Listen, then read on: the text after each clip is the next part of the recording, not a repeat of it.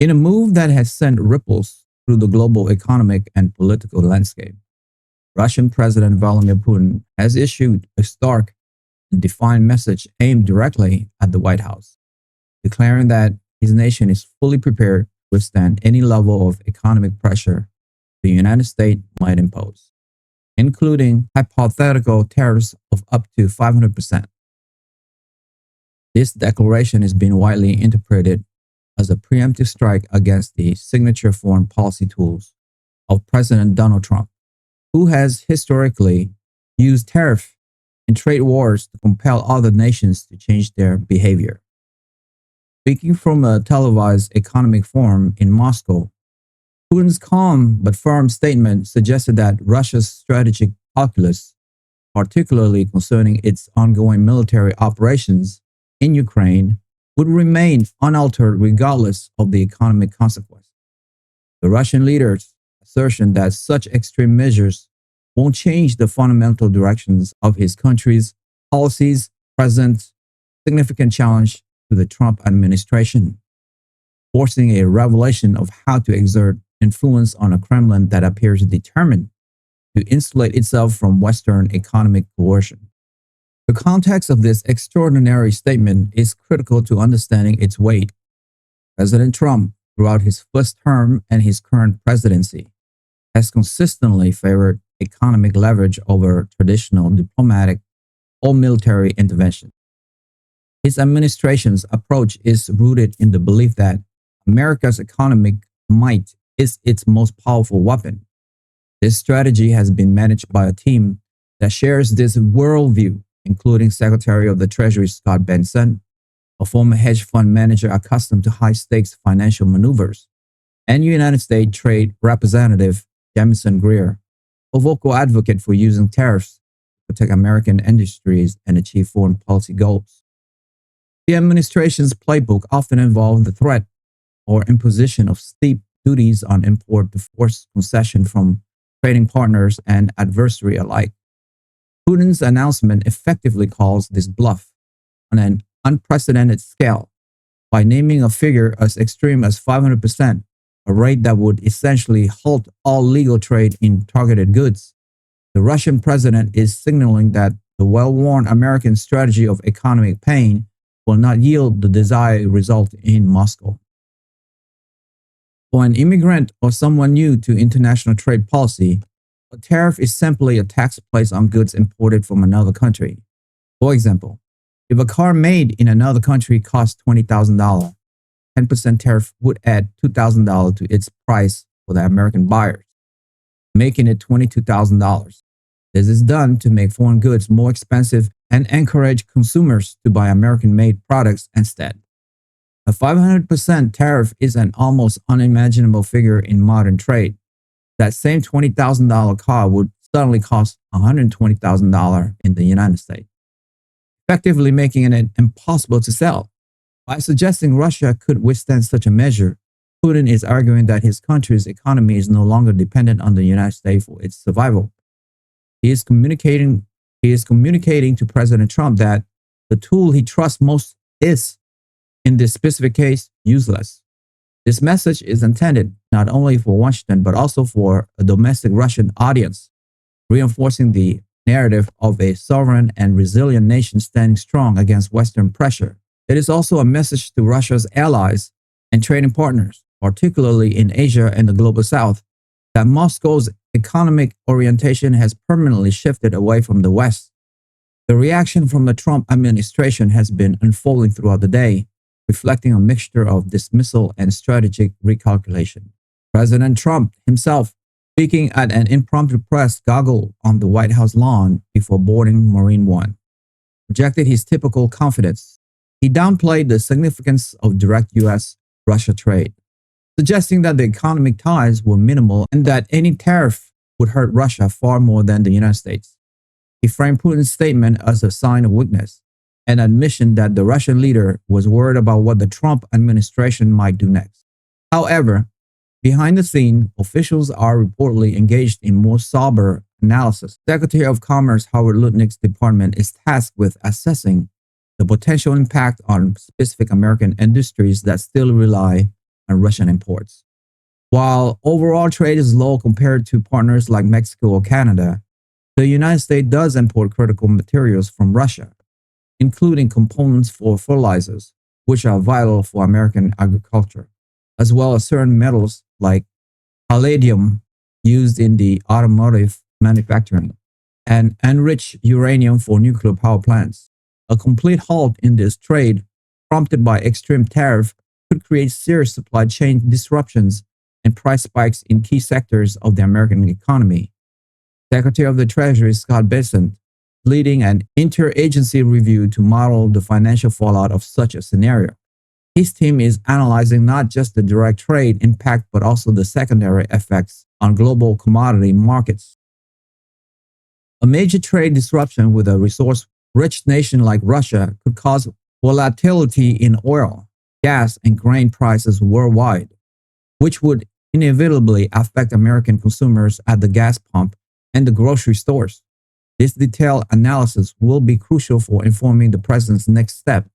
Meanwhile, the diplomatic corps under the leadership of Secretary of State Marco Rubio is engaged in consultations with Europeans and Asian allies.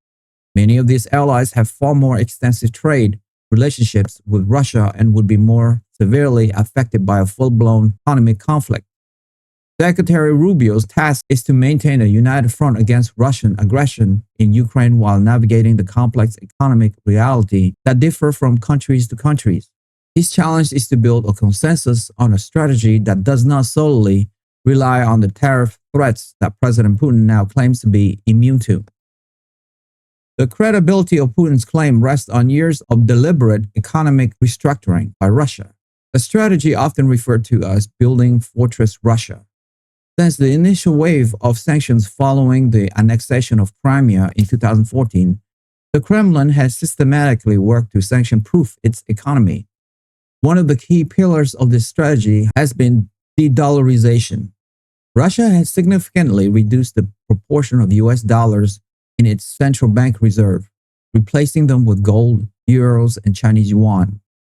It has also pushed for trade with major partners like China and India to be conducted in their local currencies, bypassing the US financial system entirely.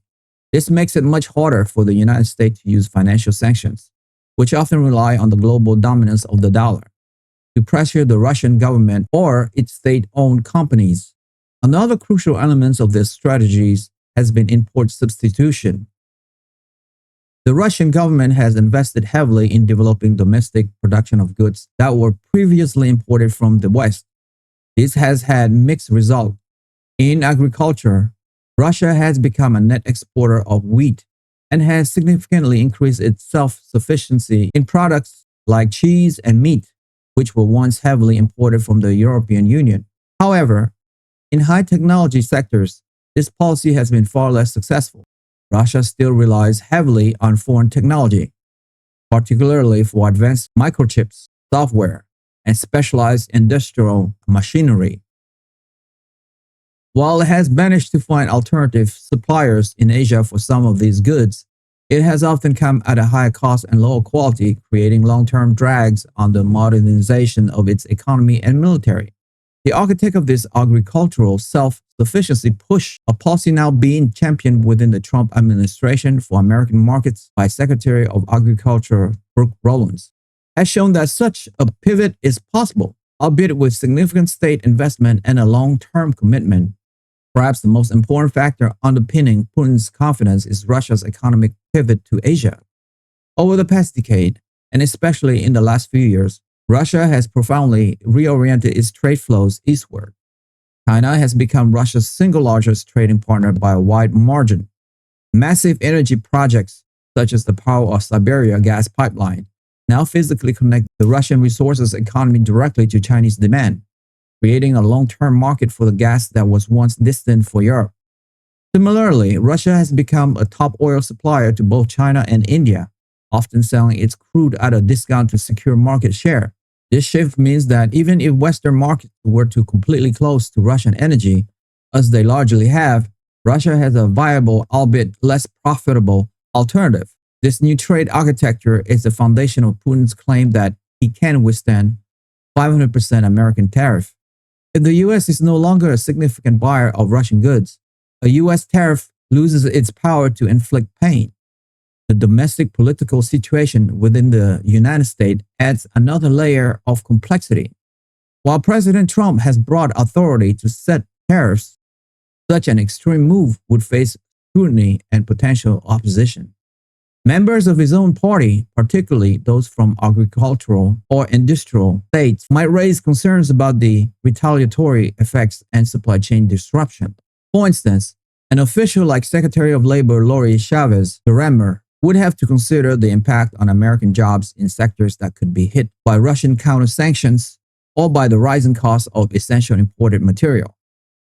Similarly, Douglas Burgum, the Secretary of the Interior and former governor of an energy-producing state, North Dakota, would be keenly aware of how global energy market volatility triggered by a trade war could affect American energy producers. The head of the Environmental Protection Agency, Lee Zeldin, would also be drawn into the conversation regarding the sourcing of uranium for the nation's clean energy nuclear power plants, a significant portion of which has historically been enriched in Russia. Furthermore, the legal and institutional framework for such a policy would be debated. While the president has significant power in matters of national security, which is often the justification for tariffs against adversaries, a 500% duty could be challenged as punitive and protectionist by international trade bodies and could face legal challenge at home. The Attorney General, Pam Bondi, would be responsible for defending the administration's actions in court, arguing that such measures are a legitimate exercise of executive authority. The intelligence community, led by Director of National Intelligence Tulsi Gabbard and CIA Director John Ratcliffe, would be tasked with providing assessment on the true state of the Russian economy and the likely effectiveness of any new sanctions, trying to determine if Putin is bluffing or if the fortress Russia's strategy is as robust as he claims. Ultimately, Putin's statement is a high-stakes move in a global chess match. He is betting that Russia's decade-long effort to pivot its economy away from the West has been successful enough to neutralize America's primary weapon of economy warfare. He is also gambling that the internal costs of this isolationist policy, such as technological stagnation and a slow decline in living standards, can be managed and politically contained within his tightly controlled system. For the Trump administration, the challenge is now clear. Relying solely on the threat of tariff, a strategy that has defined its approach to global affairs, may no longer be sufficient to influence or define Russia. President Trump, along with Secretary Rubio and Secretary of Defense Peter Hegseth, must now decide whether to call what they may see as Putin's bluff and impose devastating tariffs, risking unpredictable consequences for the American and global economies, or to develop new forms of leverage. This could involve strengthening military support for Ukraine, engaging in more sophisticated cyber and information warfare, or pursuing new diplomatic openings. Putin has thrown down the gauntlet, making it clear that the economic battleground is one he believes he can no longer lose, forcing Washington to reconsider its entire playbook. The standoff creates a cloud of uncertainty over global markets and puts the international community on edge, waiting to see if the world's two foremost nuclear powers are about to engage in an economic war of unprecedented and unpredictable proportion.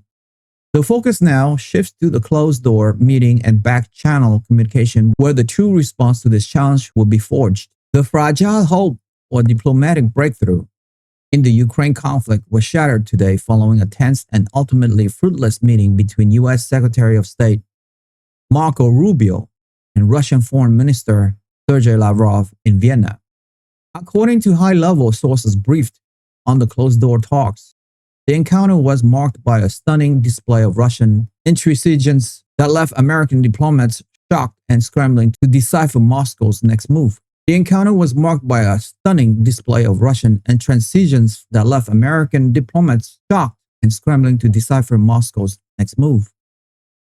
Lavrov reportedly delivered a message of unyielding defiance, mirroring the economic declaration made by President Vladimir Putin, before ominously refusing to discuss any specific details about Russia's military plans in Ukraine.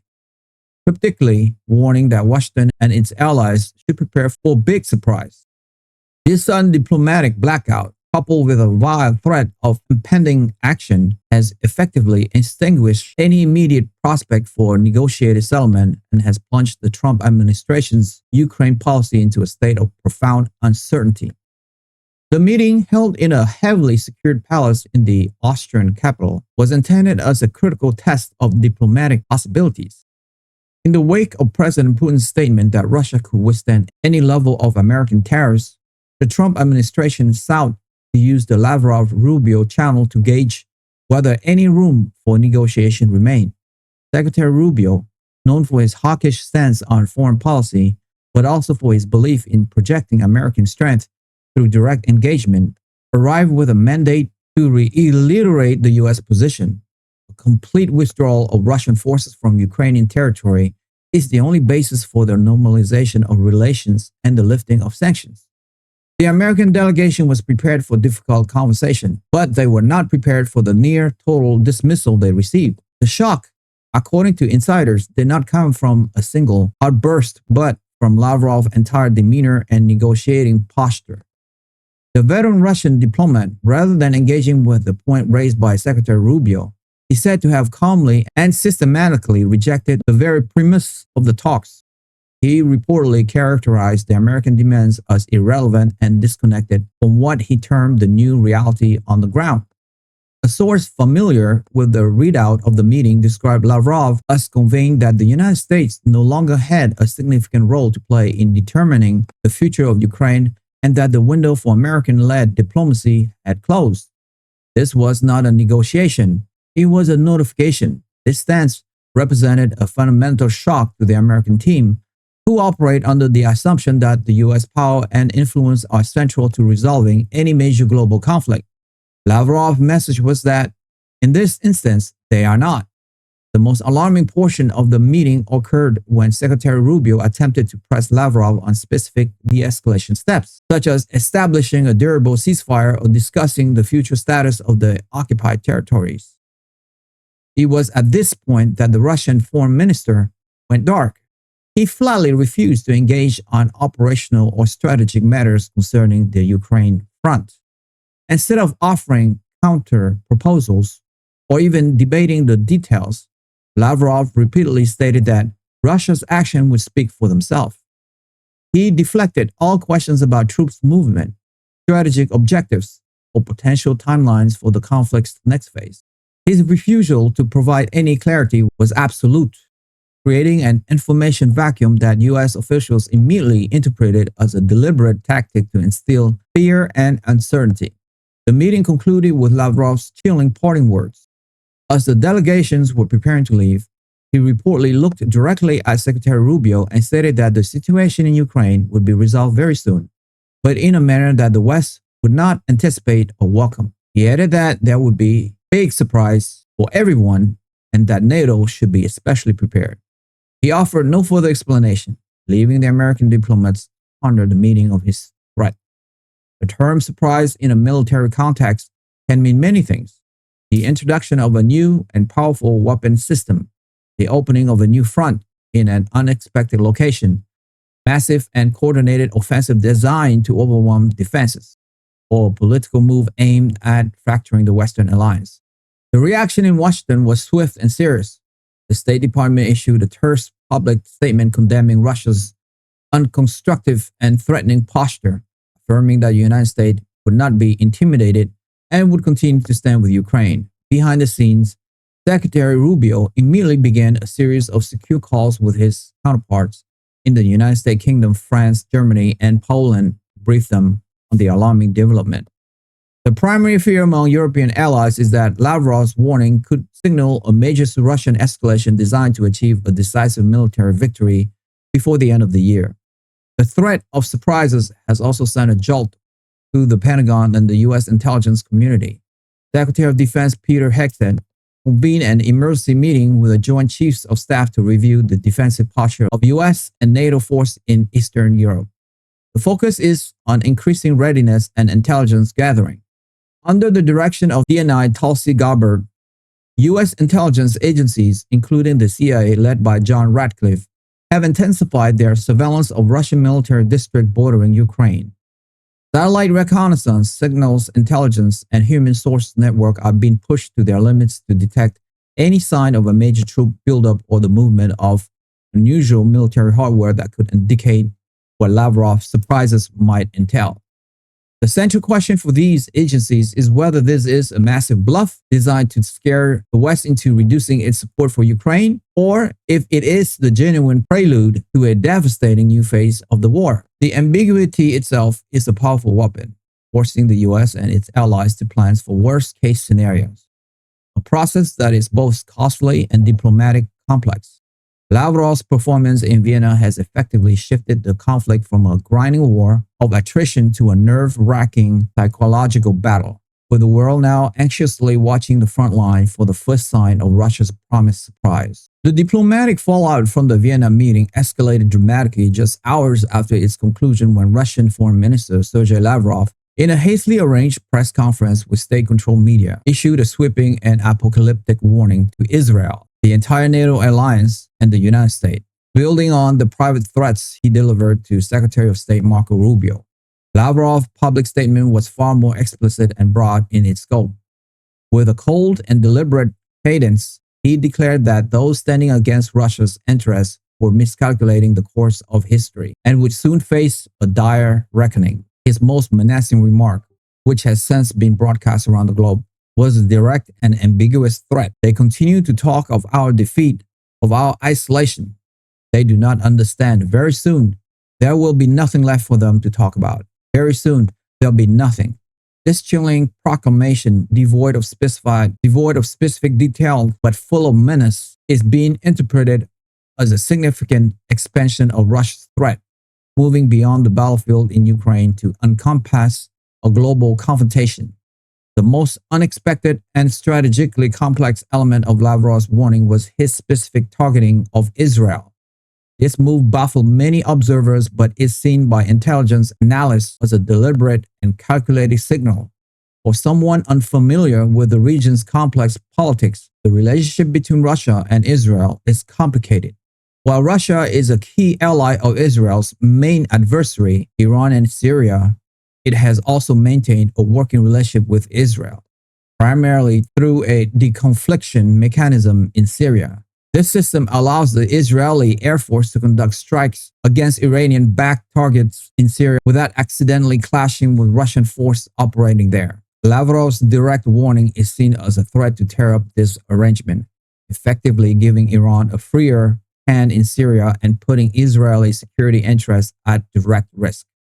The threat could also be a response to quiet Israeli assistance to Ukraine, which, while not including offensive weapons, is believed to involve intelligence sharing and defensive cyber technology.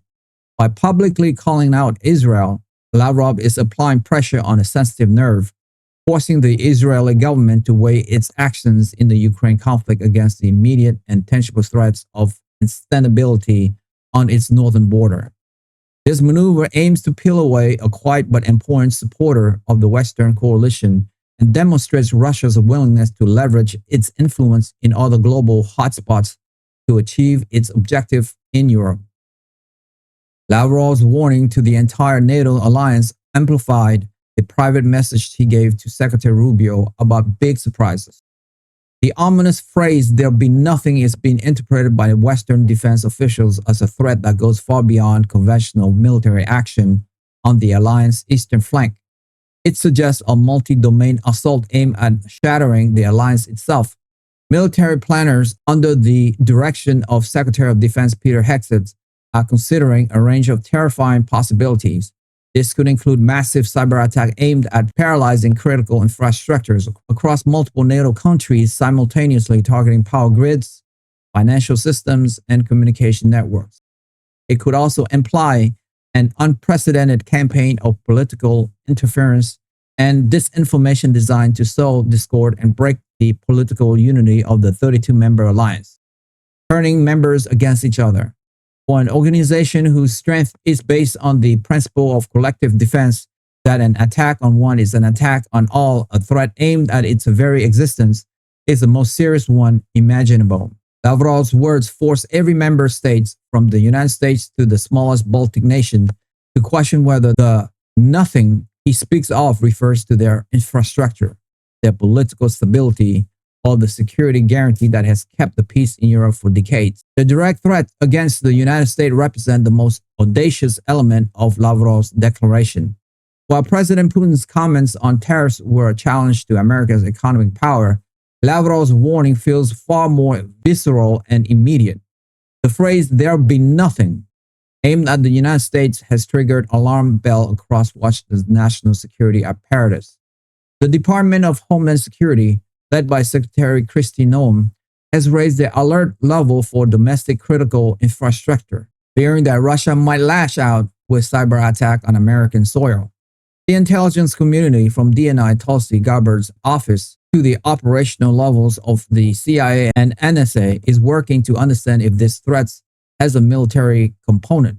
Could it refer to a direct challenge to U.S. naval assets at sea, an attack on American satellites, or the unveiling of a new strategic weapon designed to undermine America's nuclear deterrent? The ambiguity is the key to the threat's power. It forces the U.S. to prepare for everything, everywhere, all at once.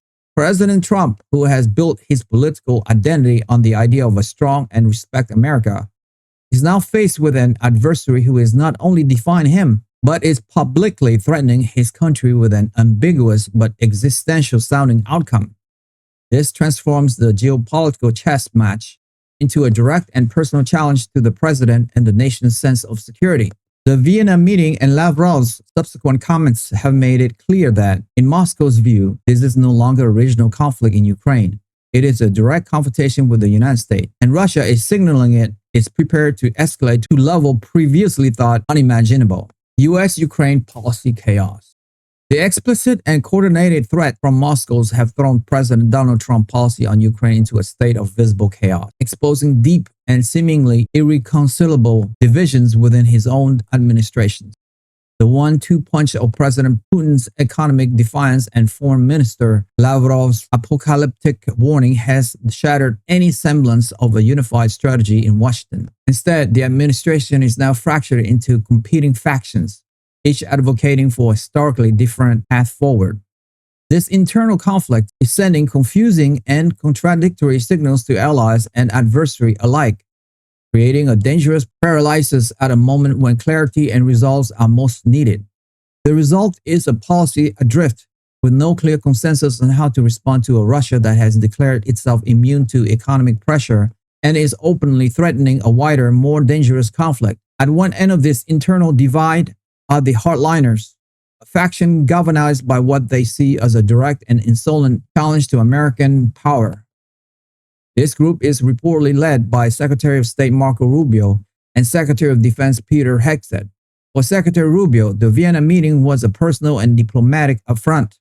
He is said to be arguing forcefully within the administration that Lavrov's behavior is not a bluff, but a clear statement of intent. He believes Russia is testing American resolve, and any response short of a massive increase in pressure will be interpreted by the Kremlin as a green light for further aggression. Allied with him is Secretary Hegseth at the Pentagon, who is translating this diplomatic position into military recommendations.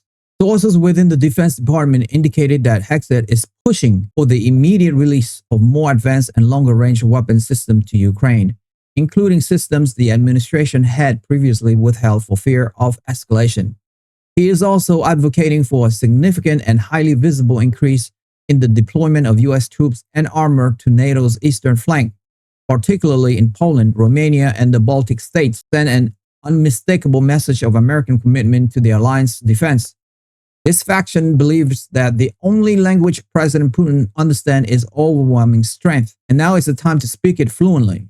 On the other side of the debate are the economic pragmatists and American first advocates who are urging caution and restraint. This camp is reportedly coalescing around Secretary of the Treasury Scott Bessent and Secretary of Commerce Howard Lutnick.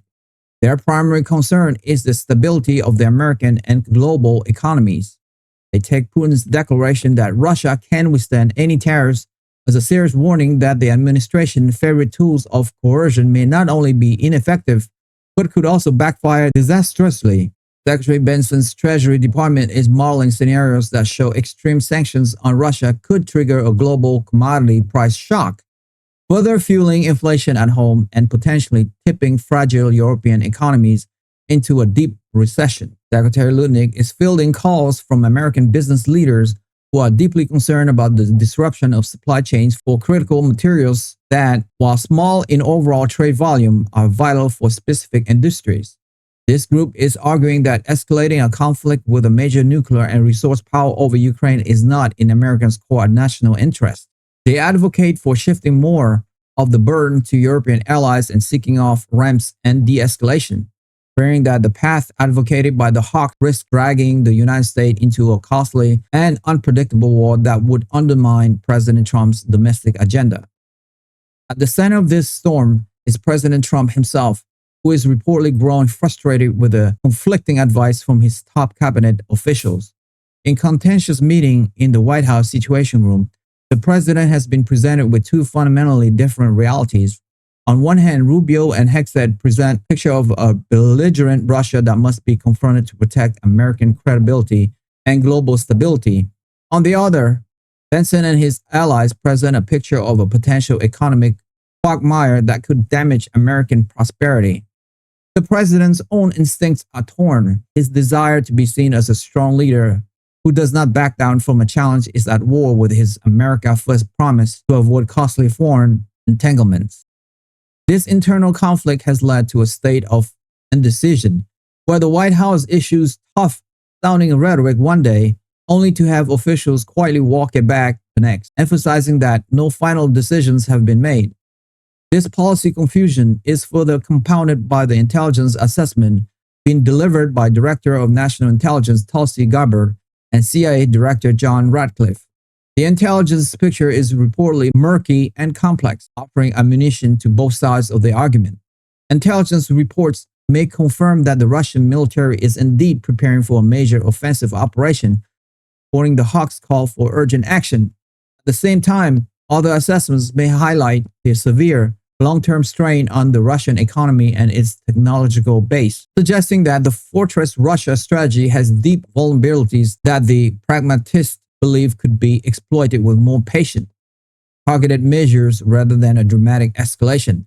This lack of a single clear intelligence consensus on Russia's true strength and intention makes it nearly impossible for the administration to forge a unified policy, leaving the United States, its ally, and the people of Ukraine in a state of anxious uncertainty, waiting to see which faction will ultimately win the president's ear. In a decisive move that appeared to have broken the policy deadlock gripping his administration, President Donald Trump has thrown his support behind a sweeping and highly aggressive new sanction package championed by Senator Lindsey Graham. This development, confirmed by senior White House officials, signals a clear victory for the hardline factions within the cabinet and represent a direct and forceful response to the recent threats from Moscow. By endorsing what is being called the Graham sanctions, President Trump is choosing to escalate the economic conflict with Russia to an unprecedented level, embracing a strategy that his own Treasury Secretary had reportedly warned could have severe and unpredictable consequences for the global economy. The decision marks a pivotal moment, shifting the administration's response from a state of chaotic indecision to one of high-stakes, unified action. The sanction package that President Trump has now backed is far more punishing than any previous measure imposed on Russia. At its core are two powerful and controversial components. The first is the widespread use of secondary sanctions. For someone unfamiliar with this tool, it is a form of economic warfare that extends beyond the target country.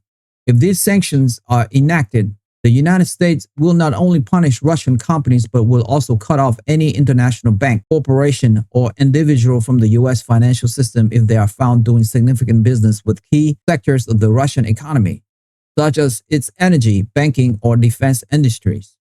For example, if a large bank in China or a trading company in India facilitates the sale of Russian oil or provides financial service to a Russian weapon manufacturer, that bank or company could find itself barred from using US dollars, effectively crippling its ability to conduct international business. This policy is designed to force a choice upon the world. You can do business with Russia, or you can do business with the United States, but you cannot do both. The second and even more dramatic component of the proposal is the designation of the Russian Federation as a state sponsor of terrorism.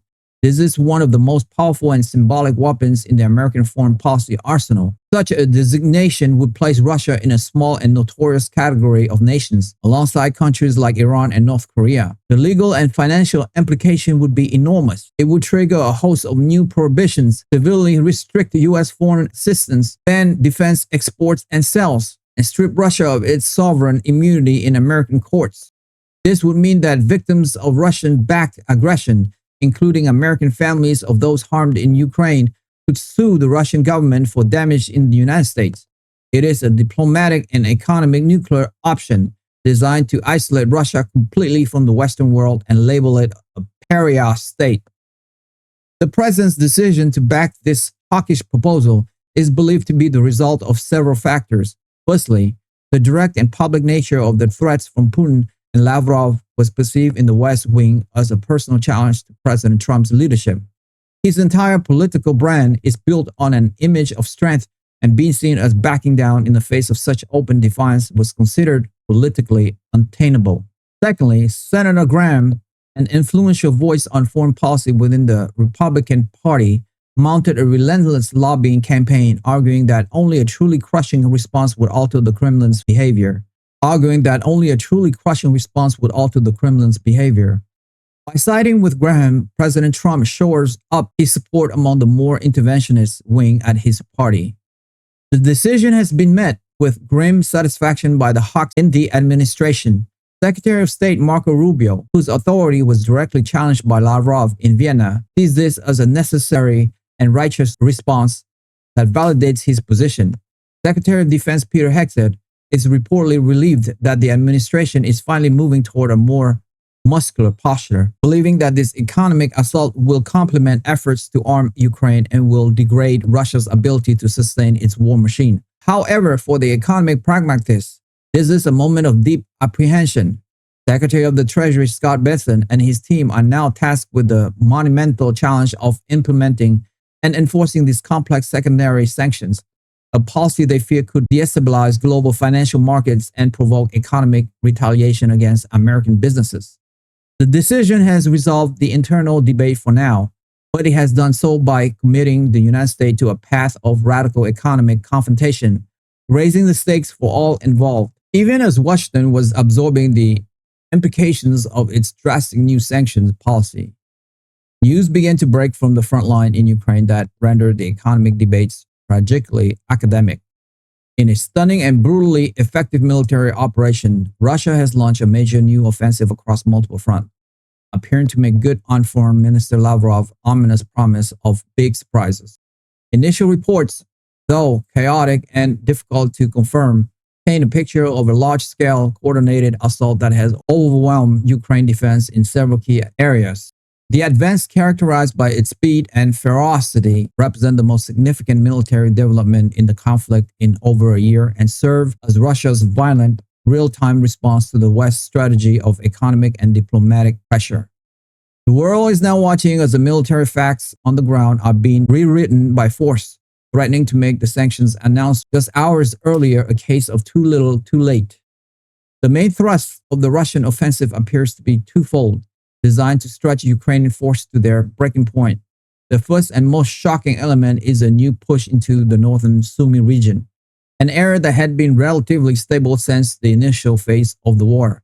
Reports indicate that multiple Russian armored columns crossed the border at dawn, bypassing heavily fortified positions and driving deep into Ukrainian territories. This surprise attack has created a new crisis for the Ukrainian General Staff, forcing them to divert precious reserve away from the main battlefield in the east and south. This move is a classic military strategy: create a problem in a new location to weaken the defense in the place you truly want to conquer. Simultaneously, Russia has unleashed a massive armored assault in the south, reportedly breaking through heavily mined Ukrainian defense line in the Zaporizhia region. This is not the slow grinding advance that has characterized the conflict for months. Instead, military analysts are describing it as a modern-day blitzkrieg or lightning war. It appears to have been preceded by an intense and sophisticated electronic warfare attack that blinded Ukrainian drones and disrupted their communications, leaving frontline units deaf and blind to the approaching storm. With their command and control shattered, these units were quickly overrun by waves of tanks and infantry, allowing Russian forces to achieve a deep and dangerous penetration aimed at encircling a large portion of the Ukrainian army or driving towards the major industrial city of Zaporizhia itself. In Washington, the news has been met with shock and frantic activity. The Pentagon has turned into a hive of emergency meeting, with Secretary of Defense Peter Hegseth in constant communication with military commanders in Europe and with his Ukrainian counterparts. The sense of alarm is palpable. The timing of the offensive, coming on the heel of Lavrov's explicit warning, suggests this operation was meticulously planned and held in reserve, waiting for the perfect moment to be unleashed. It is a military masterstroke designed for maximum psychological and political impact. It tells the Trump administration that while America was debating sanctions and policy, Russia was moving its troops into position for a decisive blow. The intelligence community, under DNI Tulsi Gabbard and CIA Director John Ratcliffe, is now under immense pressure to provide a clear picture of Russia's ultimate objective and capabilities. While there may have been general warnings of a potential Russian offensive, the scale, location, and success of this coordinated assault appear to have caught Western intelligence by surprise. The effectiveness of the electronic warfare component is particularly concerning, as it suggests Russia may possess capabilities that were previously underestimated, posing a direct threat to the technologically advanced systems that NATO provides to Ukraine. The strategic goal of this Russian advance is brutally clear: to achieve a decisive victory on the battlefield that makes any Western sanctions irrelevant. President Putin is betting that if he can encircle and destroy a significant part of the Ukrainian army or capture a major city, the morale of the Ukrainian government and people may finally break. He is attempting to create a new reality on the ground so catastrophic for Ukraine that it will be forced to sue for peace on Moscow's term, regardless of what happens in the banking centers of New York or London. The conflict has now entered its most dangerous phase. Russia has entered economic warfare with real warfare, and the United States and its allies are now forced to watch as their Ukrainian partners face a desperate battle for survival against an enemy that has just revealed its most powerful hand. Many of my listeners, like 70%, haven't subscribed to my YouTube channel, and so many of you don't even know that you haven't subscribed, and that is actually what makes the show going. It's almost like you're making a donation to the show. So that's why I ask again and again, because it enables us to grow and grow and grow. And we're going for the long haul here. And listen, if this is your first time listening to Sok Hain Rich, you don't have to subscribe. You guys, your first one's on me. But if you have watched this show before, it's like you are a freeloader now. So all I would ask you is, if you have seen this show before and you like it, help me, help my team here. Hit that subscribe and like button now, and we will continue to build the show for you. That I swear. Thank you to all of you guys who have subscribed. It means a lot to me. Thank you so much.